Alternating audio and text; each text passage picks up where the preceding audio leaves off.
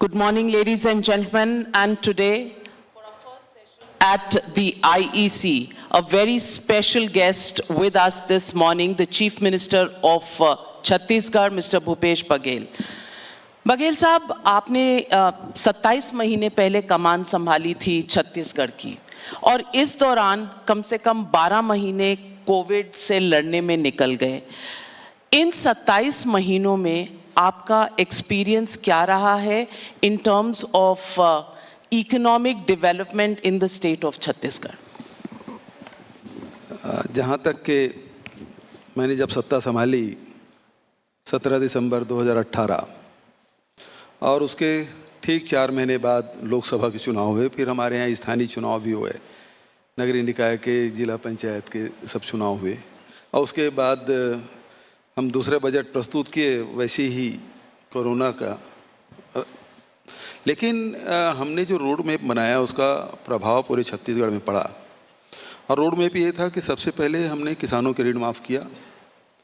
दूसरा हमने किया कि 2500 रुपये क्विंटल में धान खरीदी शुरू किया।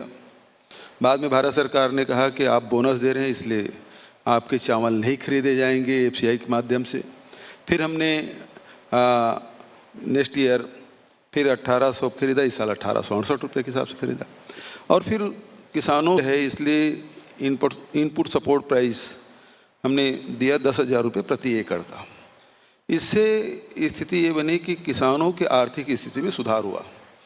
न केवल किसानों का आर्थिक स्थिति बल्कि हमारे यहाँ 44% जंगल है और लगभग 13 लाख परिवार है जो तेंदुपत्ता और लघु वनोपज संग्रहण करते हैं। उसके भी पिछले वर्षों में केवल 7 लघु वनोपज ही खरीदे जाते थे, हमने बढ़ाकर 52 लघु वनोपज को सपोर्ट प्राइस में खरीदी शुरू किया। और तेंदुपत्ता की जहाँ तक की बात है, पिछले वर्षों में जो 2,500 रुपया प्रति मानक बोरा के दर से रहा उसको 4,000 बढ़ाया। तो न केवल हमने किसानों की आर्थिक स्थिति बल्कि जो जंगलों में रहने वाले हमारे आदिवासी भाई हैं उनके आर्थिक स्थिति का भी हमने ध्यान रखा। और मनरेगा भी हमने पिछले साल रिकॉर्ड मतलब 107% मनरेगा मजदूर से हमने काम लिया। तो ग्रामीण अर्थव्यवस्था को ज़बरदस्त हमने सपोर्ट किया और उसका परिणाम ये हुआ कि मंदी का असर हमारे छत्तीसगढ़ में नहीं हुआ। तो लोगों के अर्थव्यवस्था कैसे सुधरे ये हमारी चिंता रही, क्योंकि छत्तीसगढ़ किसानों का प्रदेश है। दूसरा ये है कि उनके शिक्षा और स्वास्थ्य के क्षेत्र में हम लोगों ने काम किया। स्वास्थ्य में 1% रहा प्रति 1000 में। आप देखेंगे मलेरिया में जहाँ 5.4 अब वो घट के 1.17% रह गया है। तो ये जो आंकड़े ये बता रहे हैं कि पहले जो मलेरिया के कारण से प्रभावित होते थे अब उसमें भारी कमी आई है। तो स्वास्थ्य के क्षेत्र में, शिक्षा के क्षेत्र में स्वामी आत्मानंद अंग्रेजी माध्यम स्कूल हमने शुरुआत की, उसका बहुत अच्छा प्रतिसाद मिल रहा है। तो ये लगातार छत्तीसगढ़ के लोगों के जीवन स्तर में बदलाव आए, इस दिशा में हम लोग काम कर रहे हैं। बघेल जी, सवाल ये उठता है कि हाल ही के समय में हमने देखा है कि कृषि कानूनों पर काफ़ी स्टेट्स और सेंटर के बीच में मतभेद रहे। मतभेद ही सिर्फ नहीं, दिल्ली की सड़कों पर हमने जो वाक़ये देखे हैं शायद इस देश में ये देखने नहीं चाहिए थे। जो 26 जनवरी को हुआ रेड फोर्ट पर, ये शायद नहीं होना चाहिए था। जहाँ तक कृषि कानूनों का सवाल है, मैं आपसे पूछना चाहती हूँ कि आप एक नई पीढ़ी के नेता हैं और मुख्यमंत्री हैं। कब तक हम सब्सिडी के मॉडल पर किसानों को एक ही क्रॉप, चाहे वो गेहूं हो या चावल हो, जिस स्टेट में जो उग रहा है, हम उसी पर ध्यान देते रहेंगे? कब तक हम मिडलमैन के चुंगल में रहेंगे, आढ़तियों के चुंगल में रहेंगे? क्या इस पर एक मॉडर्न आउटलुक, एक नई तरह से सोच विचार करने का समय नहीं आ गया है? क्योंकि अगर आप पंजाब की बात लें तो पंजाब में वैज्ञानिकों का कहना है कि वाटर टेबल घटता जा रहा है, लेकिन वहाँ जो क्रॉपिंग पैटर्न का जो एम्फोसिस है, चाहे गेहूं पर या चावल पर, वो और भी इस वाटर टेबल को ख़राब कर रहा है। लेकिन अगर हम वैज्ञानिक तरीके से नए कानूनों की बात करते हैं तो इस पर पॉलिटिकल ऑपोजिशन बहुत होता है। इकोनॉमिक इश्यूज पर राजनीति क्यों होती है? क्या ये सिर्फ इस पर निर्भर है कि एक नेशनल पार्टी है भारतीय जनता पार्टी और दूसरी नेशनल पार्टी है इंडियन नेशनल कांग्रेस, इसलिए इनको ऑपोजिट आइडियोलॉजी अपनानी ही है, इसी पर निर्भर करता है? बहुत अच्छा सवाल आपने किया, इसके लिए मैं आपको धन्यवाद दूंगा। थोड़ा सा हम लोग पीछे चलें। जब देश आज़ाद हुआ था और 70 के दशक तक की स्थिति ये थी कि देश में राशन के अनाज की भारी किल्लत रही है और हमको अमेरिका के सामने हाथ फैलाना पड़ा था। वो दौर था जब हम अपने लोगों को राशन उपलब्ध नहीं करा पाते थे। उस समय इंदिरा जी ने हरित क्रांति का आह्वान किया। देश के किसानों ने उस चुनौती को स्वीकार करते हुए आज अनाज इतना उत्पादन कर दिए हैं कि 3 साल तक यदि सूखा पड़ जाए तो पर भी हिंदुस्तान के लोगों को अनाज की कमी नहीं होगी। ये किसानों ने कर दिखाया। अब इसमें आज जब उत्पादन बढ़ गया है तो ये क्या दोष किसानों का है? यदि आप जो सब्सिडी की बात कर रहे हैं, सब्सिडी इसलिए देना पड़ता है कि आपको आम जनता के, आपके जो गृहस्थ की जो व्यवस्था है, अर्थव्यवस्था है, वो ना बिगड़े। यदि आज चावल हम 3 रुपये हम दे रहे हैं, 1 रुपये प्रति किलो के हिसाब से दे रहे हैं, गरीबों तक पहुँचे। स्थिति तो ये आई थी कि लोग आम की गुठली खा के जीवन यापन कर रहे थे, तो सरकार की जिम्मेदारी है उन लोगों तक के राशन पहुँचाए।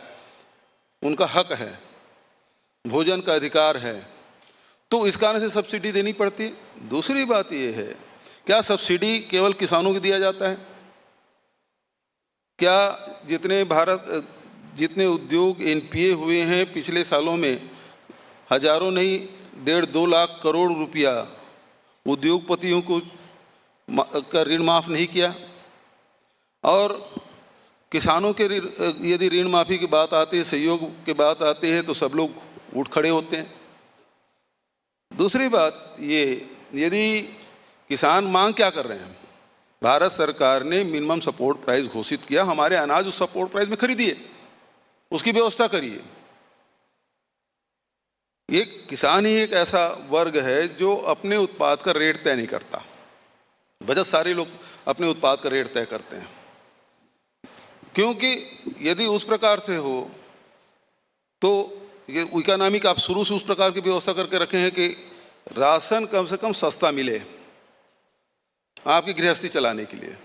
तो इसलिए इसको लगातार उसको एक समय था ले भी लेते थे। जब अनाज कम हुआ था तो किसानों के यहाँ से जबरिया उसके खलिहान से, उसके घर से अनाज सरकार निकाल लेती थी।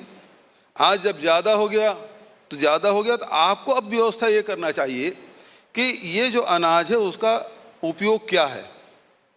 केवल भोजन के लिए ही नहीं बल्कि दूसरी चीज़ों में भी इसका उपयोग हो सकता है, चाहे स्टार्च बनाने में, चाहे इथेनॉल बनाने में, चाहे और दूसरी चीज़ें बनाने में। तो उस दिशा में बढ़ाना चाहिए, लेकिन भारत सरकार उसमें भी रोक लगा कर रखी है।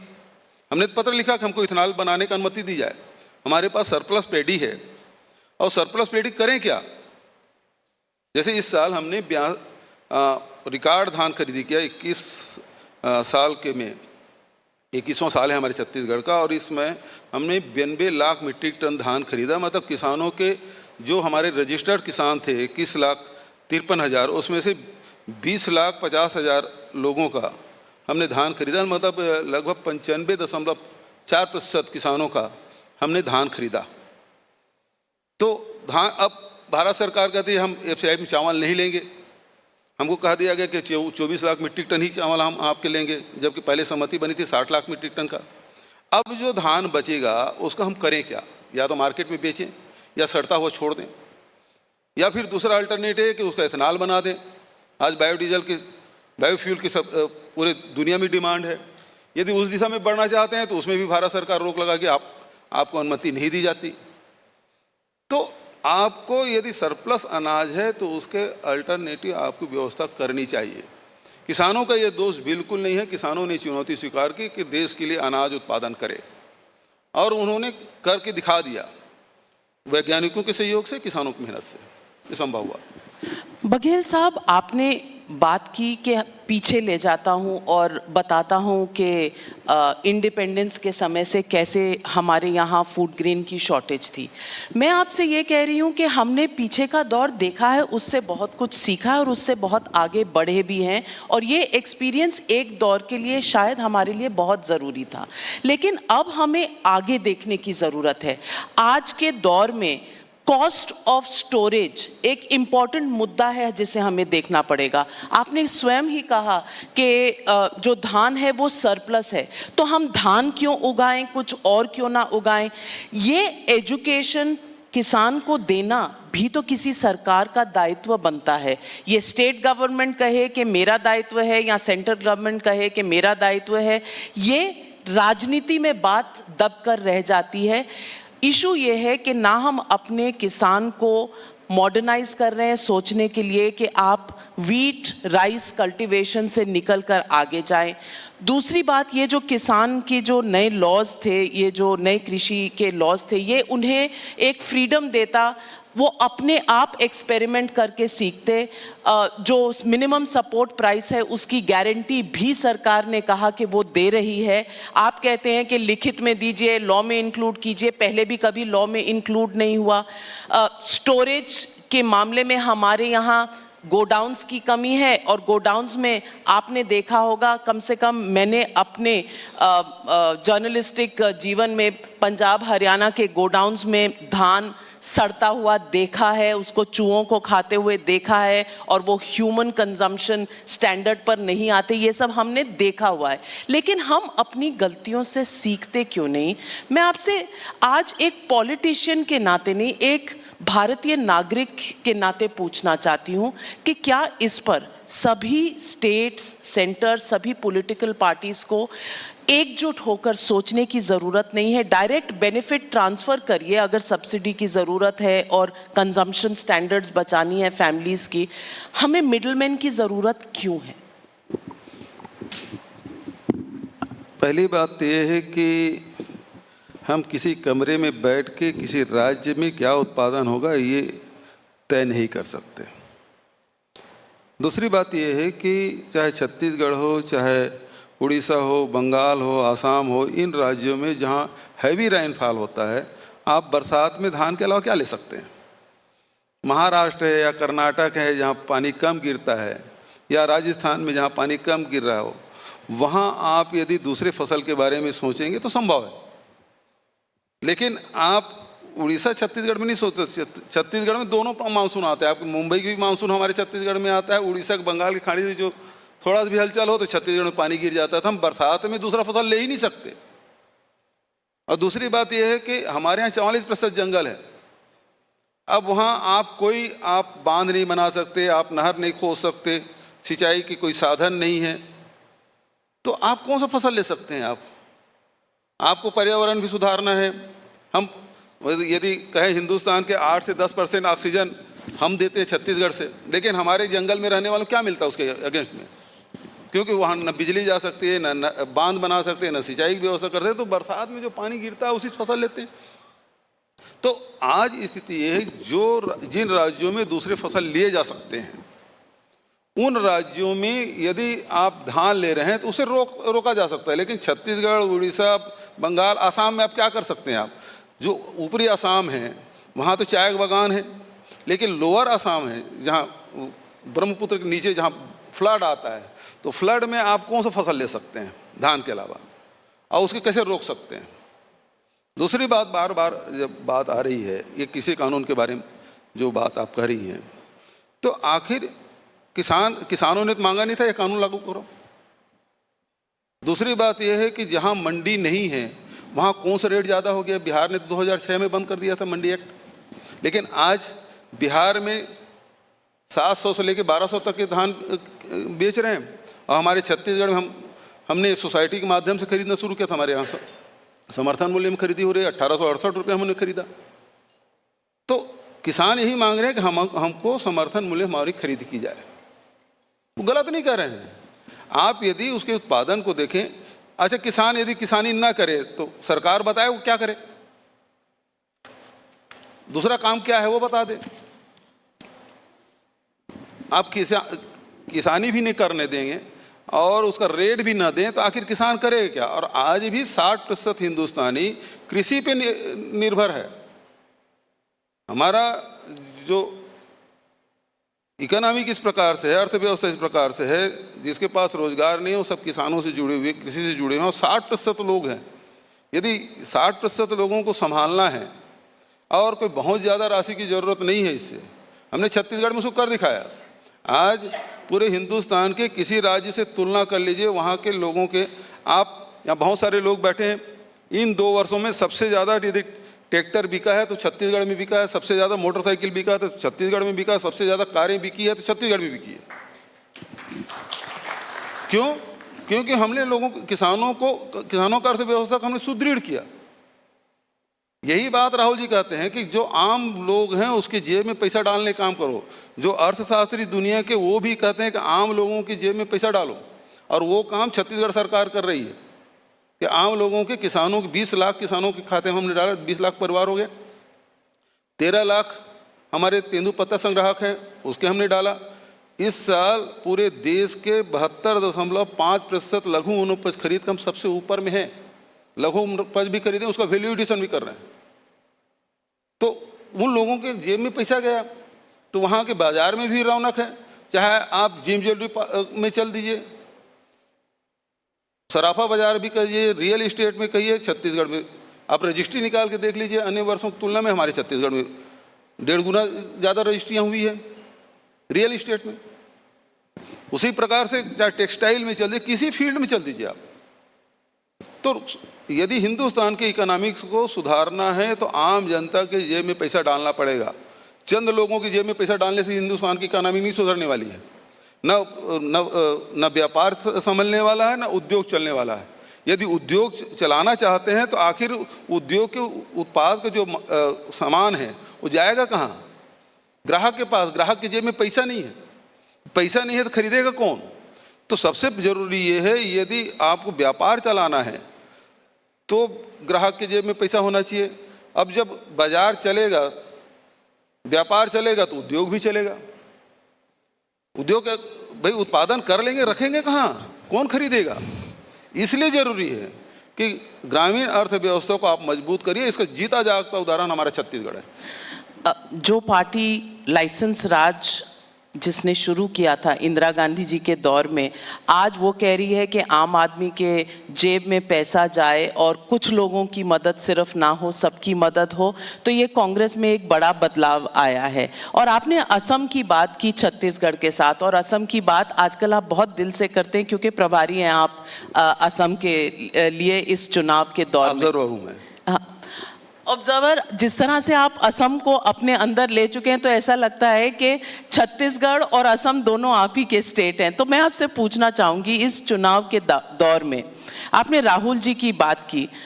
राहुल जी के अगर आइडियाज़ इतने अच्छे हैं और आपको सक्सेस मिला है छत्तीसगढ़ में, तो बाकी देश में राहुल जी के आइडियाज़ को इतनी जल्दी लोग एक्सेप्ट क्यों नहीं कर रहे हैं? कांग्रेस की जो ज़मीन पर एक उनका जो अस्तित्व था वो मिटता क्यों चला जा रहा है? देखिए, जब आप यदि चुनाव करें, केवल यदि अर्थव्यवस्था के आधार पर चुनाव करेंगे तो लोग दूसरों से तुलना करेंगे। आप एक तरफ अर्थव्यवस्था की बात कर रहे हैं, दूसरी तरफ भावनात्मक बात कर रहे हैं।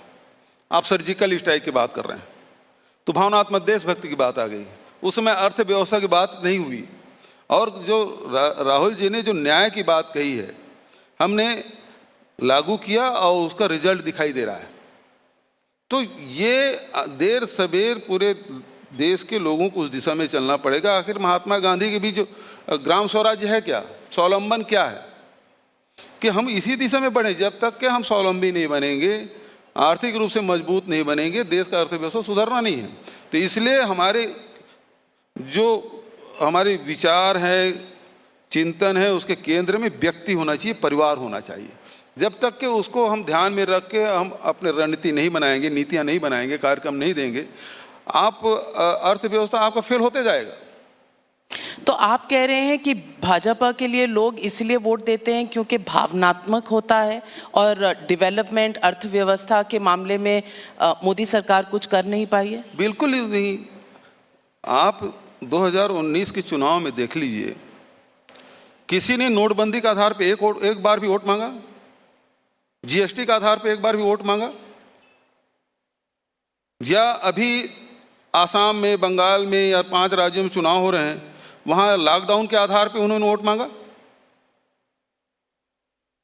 आप उस आधार पे वोट नहीं मांगते, आप वोट मांगते हो किसी और कारण से, भावनात्मक कारणों से।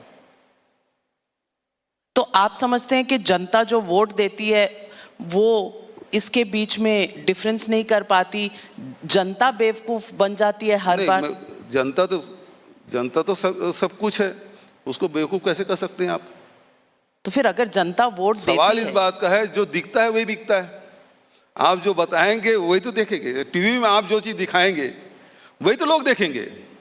वो जो देखना चाहते हैं आप दिखाते हैं क्या? आप दिखाना चाहते हैं वो देखते हैं, फर्क और ये भ्रमित हो जाते हैं और भ्रमित हो जाते भाई हैं। आप लगातार किसी चीज को फीड करते रहेंगे तो वो उसी प्रकार से सोचना शुरू करता है। अच्छा, फैक्ट्स पर जाते हैं। अगर हम बिहार के चुनाव देख लें जो रिसेंटली हुए हैं,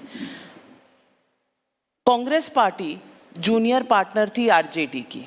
कांग्रेस पार्टी को जितने सीटें मिली उसकी 10% भी नहीं जीत सकी।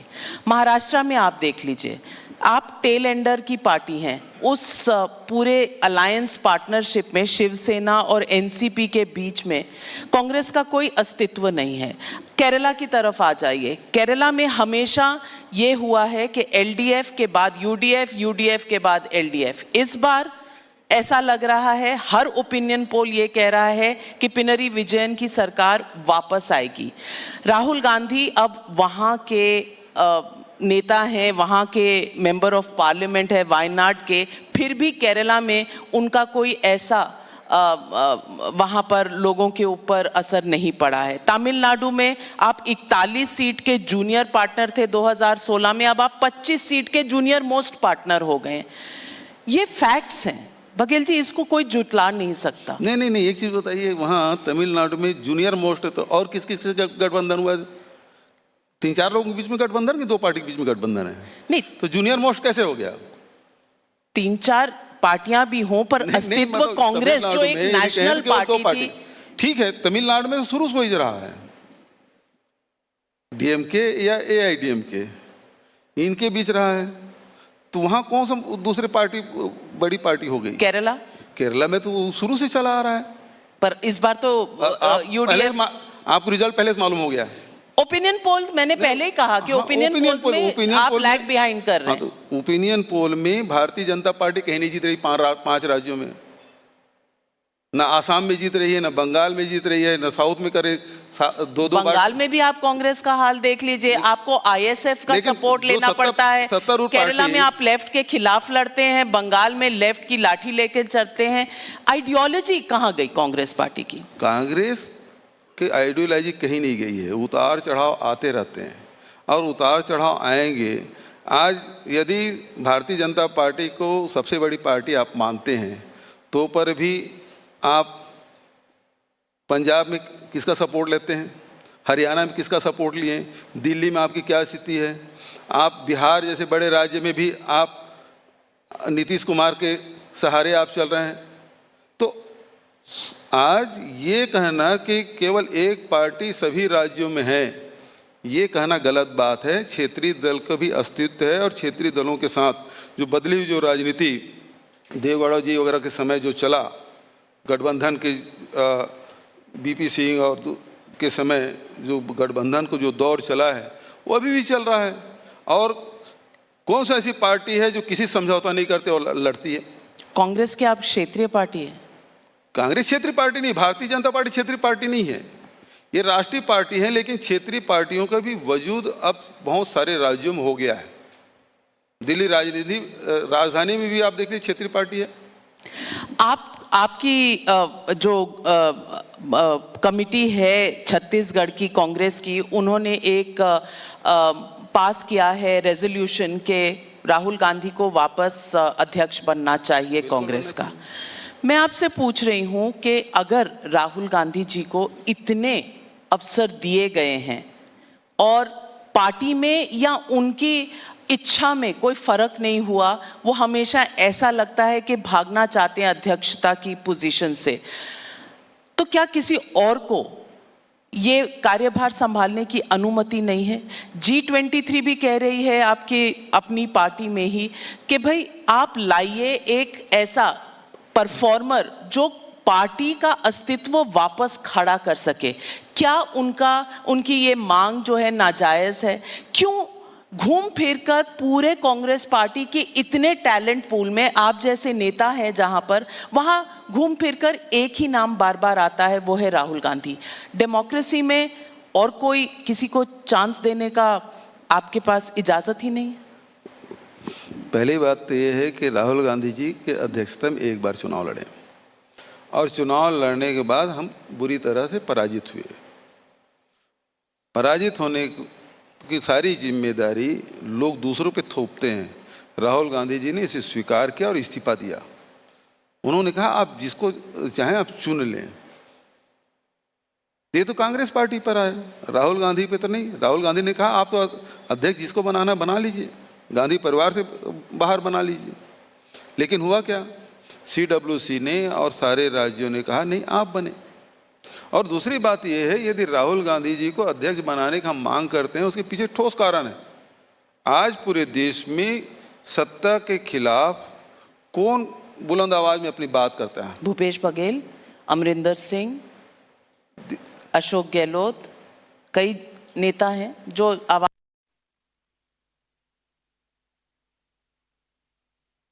राष्ट्रीय स्तर पर बात नहीं करता। क्यों नहीं करते? मतलब कर सकते हैं। अगर सुनिए भाई, कैनवस जितना बड़ा करना चाहे आप कर सकते हैं। मैडम एक चीज सुन लीजिए, हर व्यक्ति की अपनी स्वीकारता है और स्वीकारता कांग्रेस में केवल राहुल गांधी की है, चाहे नॉर्थ से लेके साउथ तक, ईस्ट से वेस्ट तक। मेरी स्वीकारता छत्तीसगढ़ के बाहर नहीं है।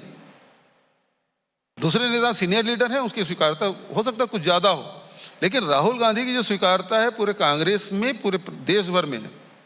और इसलिए ये बात हो रही है। और फाइटर है, ठीक है, हारना जीतना अपनी फाइटर है। तो बंगाल में कल से चुनाव शुरू हो रहा है, राहुल गांधी जी का प्लेन अभी वहां लैंड ही नहीं किया एक बार भी कैंपेन करने के लिए। कहने से लैंड नहीं करेंगे ना, अपने रणनीति के हिसाब से करेंगे। नहीं तो उनकी रणनीति बंगाल के लिए कुछ है भी या नहीं? होगी वो उनसे पूछा जाए। मैं सवाल जो उठा, नहीं आप मुझसे पूछ रही हैं उसकी रणनीति क्या है, वो मैं कैसे बता सकता हूँ? मैं आपसे सवाल पूछ रही हूँ कि आपकी पार्टी सीरियस चुनाव लड़ने में, जीते या हारी ये तो मई 2 तारीख को पता चलेगा, लेकिन लोगों के अपेक्षा ये रहती है कि कम से कम लड़े, जी भर कर लड़े, कम से कम एक ऑपोजिशन दें, क्योंकि ऑपोजिशन का एक बहुत दुरुस्त रोल रहा है इस देश में और आगे भी रहना चाहिए। To give up without a fight is something people are asking. हम पूरी ताकत के साथ लड़ रहे हैं। जो लोग कहते थे असम में तो कुछ भी नहीं है, आज स्थिति है कि हम सरकार बनाने जा रहे हैं और भारतीय जनता पार्टी से छीनेंगे उस स्टेट को। तो आप कहते हैं सीरियसनेस कैसे नहीं है? दूसरी बात यह है, सत्ताधारी पार्टी है, 5 साल से पूरे बंगाल में मेहनत कर रहे हैं, उसके बाद भी बंगाल आप जितने नहीं जा रहे हो। पूरा मंत्रिमंडल वहां लगा हुआ है, केंद्रीय मंत्रिमंडल, लेकिन आप जितने नहीं जा रहे हो। केरल में आपकी वजूद नहीं है, आप तमिलनाडु हारने वाले हैं। अब हो सकता है थोड़ा बहुत सीट जो केंद्र शासित राज्य है वहां थोड़ा, पुडुचेरी जहां से कांग्रेस की सरकार, पुडुचेरी में कुछ मिल जाए तो बात अलग है। बचत तो मुझे 4 राज्यों में कहीं दिखाई नहीं देता। इतनी बड़ी दुनिया की सबसे लेकिन बड़ी पार्टी लड़ तो रही है बीजेपी जी, लड़ तो रही है, आत्मविश्वास से लड़ रही। अच्छा, कौन लोग नहीं लड़ रहे हैं भाई? सवाल इस बात का है कि जनता किसको स्वीकार करती, किसे नहीं स्वीकार करती। प्रजातंत्र है, हम अपनी बात कहते हैं, कभी हमारी बात स्वीकार की जाती है, कभी नहीं स्वीकार की जाती। इसमें न निराश होने की बात है, न दुखी होने की बात है। प्रजातंत्र में तो जनता मतदाता है, वो दाता है जिसको दे अपना वोट।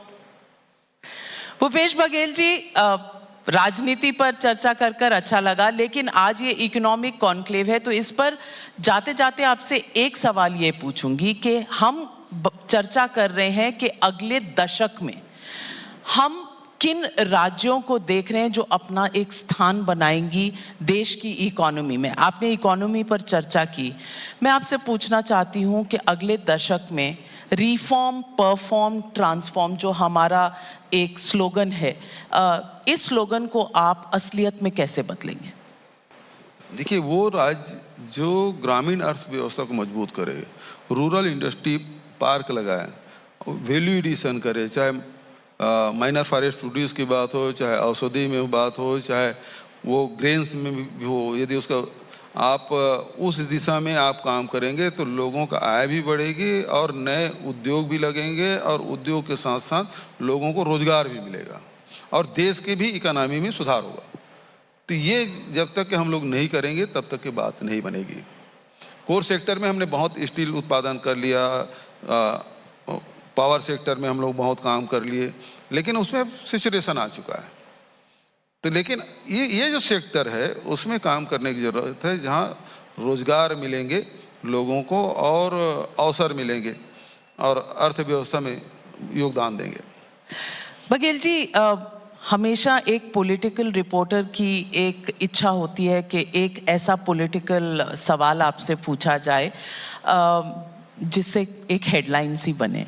तो मैं आपसे सवाल पूछूंगी कि महाराष्ट्र में जो चल रहा है, 100 करोड़ की एक डिपार्टमेंट पर एक्सटॉर्शन चार्ज, और ये वहाँ के पुलिस कमिश्नर ने एक चिट्ठी में कहा है, और वो पुलिस कमिश्नर चुना भी इसी सरकार द्वारा गया था जो महाविकास अघाड़ी है। लोग अब कह रहे हैं कि ये महाविकास अघाड़ी नहीं है, ये महावसूली अघाड़ी है। आपने कहा राहुल जी हमेशा चिंता करते हैं कि आम आदमी के जेब में पैसा हो, आम आदमी की तरक्की हो। इस तरह के एक्सटॉर्शन और 100 करोड़ से मेरे ख्याल से आम आदमी का तो कोई भला नहीं हो रहा, सिर्फ सरकार में कुछ राजनेताओं का भला हो रहा है।